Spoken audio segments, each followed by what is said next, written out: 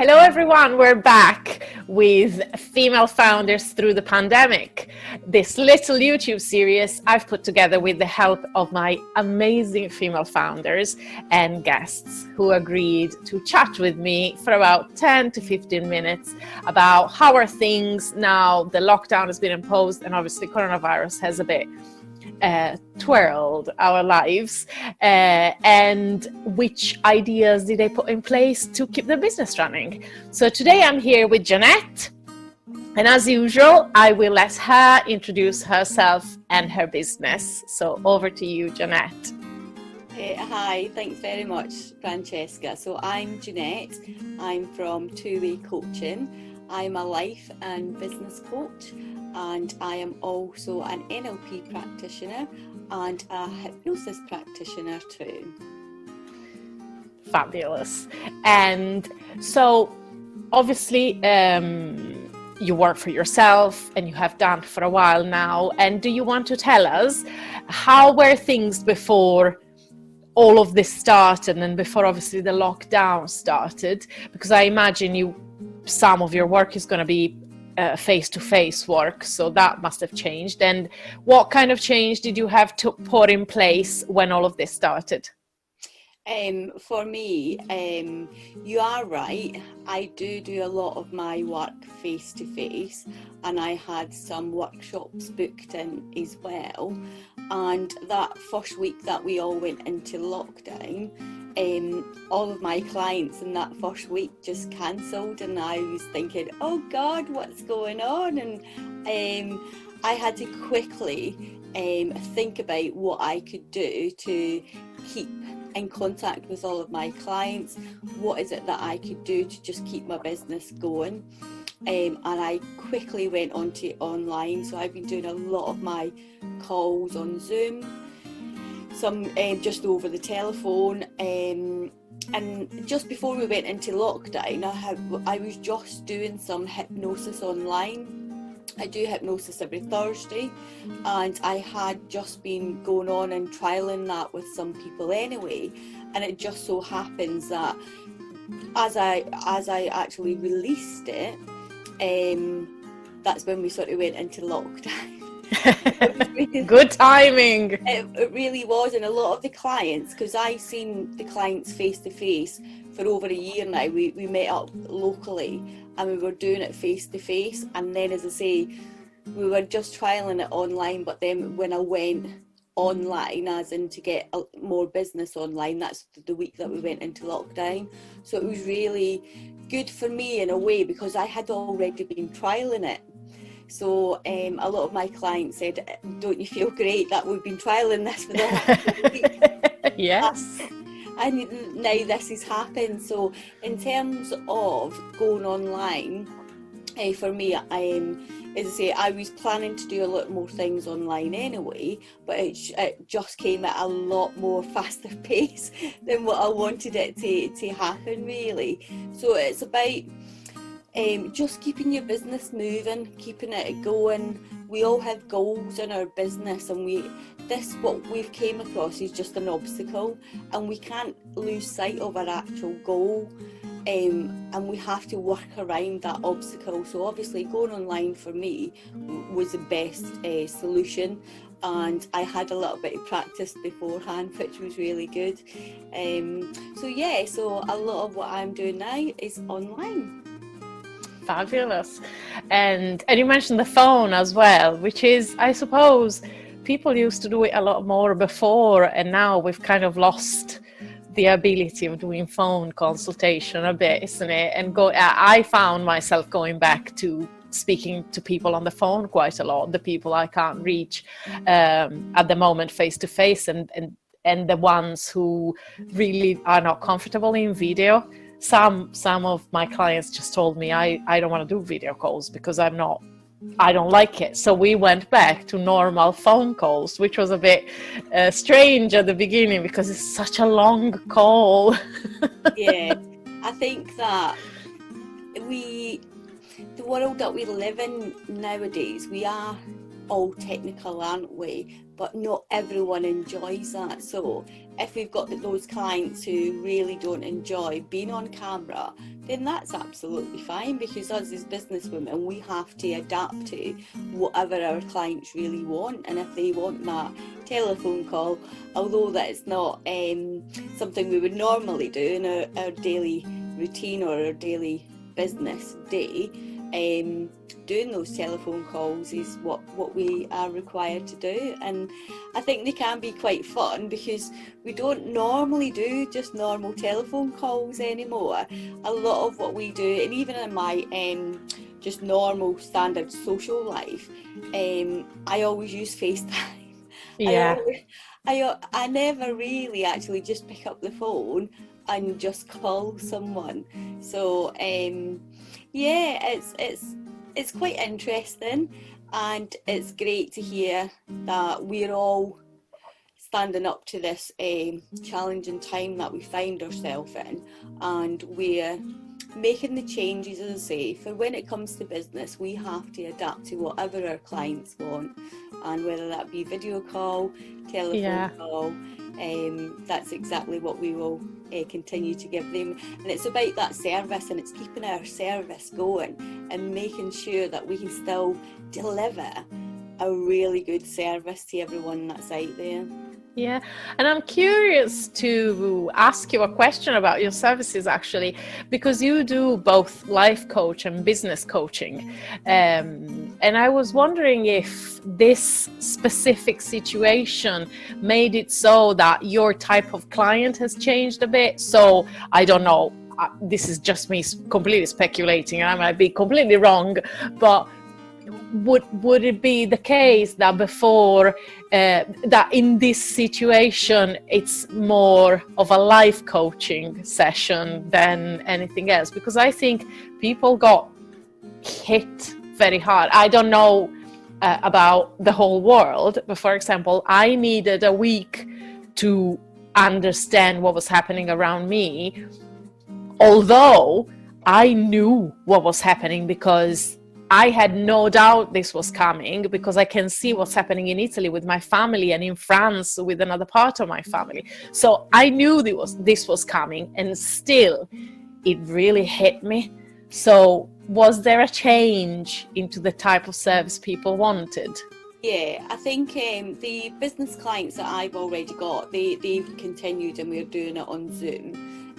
But when it did happen, I know a lot of people out there would find this quite difficult, because not a lot of people like staying in the house, not a lot of people like their own company, not a lot of people can take change in a positive way, and that's absolutely fine, because we are all different.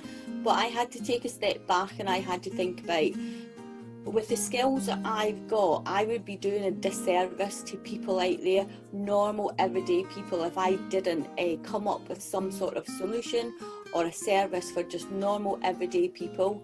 So I took a few days to think about what is it that I could do to help everyone that's out there, because they're going to be feeling stressed, they're going to be feeling like they've not got a sense of purpose.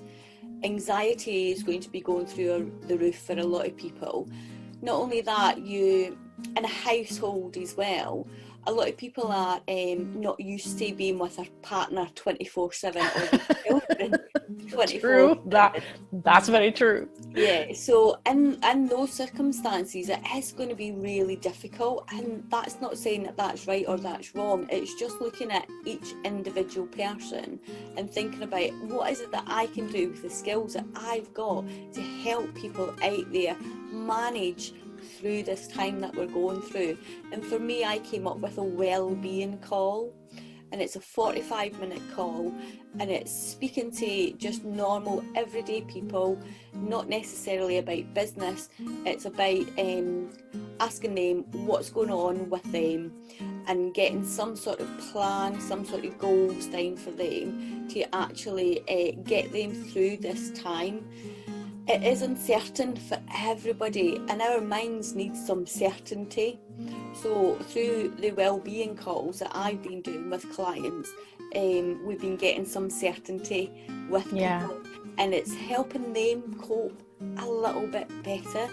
And so for me, the types of clients has changed for me, but that's because I put it in that way, because I just wanted to help more people with the skills that I've got. And as I say, I would be doing a disservice if I didn't offer that to just the normal everyday person. Yeah, I can imagine that. But I also can imagine there is a lot of people who kind of felt lost. I think now things are kind of going back to some sort of, not back, but we are finding a routine now in this whole new thing. But I think the first 2 weeks, I certainly, me and everyone I know, really took a hit, especially people running their own business. And of all of these things, all of these changes that you made and new services that you introduced, is there anything that, you know, you're looking at and you think, you know what, this is going to work even when this all ends? I can bring this in, you know, physically integrate it into my services going forward forever? I think so. As I said about the Hypnosis Weekly online, so I was trained by Paul McKenna, so if you ever seen Paul, you'll know who he is. And Paul doesn't do hypnosis online, so that really threw me off, and I didn't really want to try it because my trainer didn't do it. But then I looked a little bit more into it, and I was like, well, there is a lot of hypnotists out there that actually do it online. And as I say, that's when I started trialing it out, and it works really, really well.